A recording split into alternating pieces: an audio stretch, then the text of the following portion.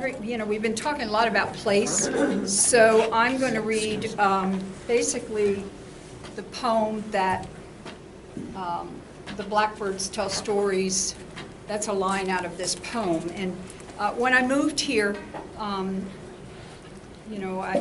from the north, and one night I was watching the television about that big mine disaster, and I started reading about it and reading about black lung and things like that. But the other thing I realized was this is their home, and this is their life, and they're generations and generations and generations, and they don't want to move from there.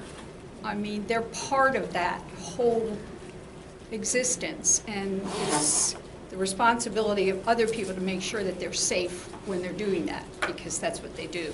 There's, I have a little epigraph here in the beginning. The poem is called Black Lung, and it says, quote, "All cases of black lung are preventable in this day and age, but these cases of the most severe form are just astounding. This is a rare disease that should not be occurring." So that's a responsibility that we have not taken. Black lung. He sits quiet as a technician, shifts and clicks, wondering why it makes a difference to document what no one wants to see outside of this hill country, filled with ash and ashes.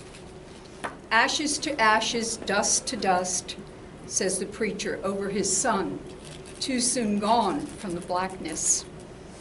Laws that coat like dust hide the lives lost inside a hillside, lifted and shifted back to yesterday. Blackbirds sit heavy with hurt, high in the branches of the oaks, far off in the mountain near streams that wash unwashed silt into the river, slowly reshaping the valley.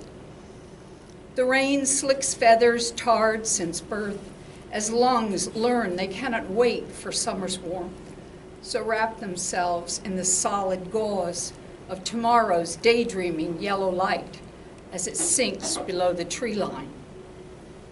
The camera focuses on spots as new seeds are thrown high in the field of an expectant farmer.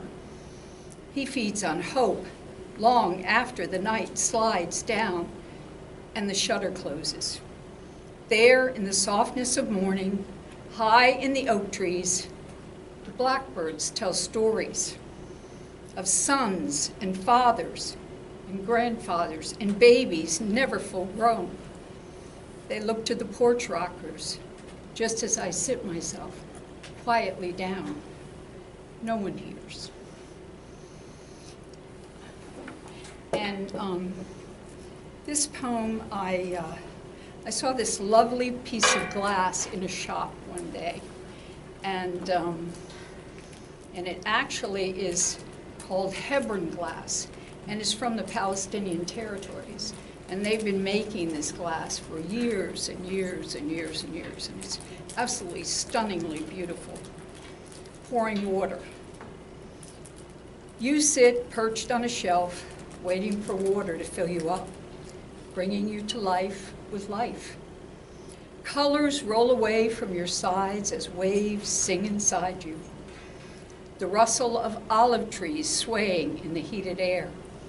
Their memory glazes your side green and ripens my thirst.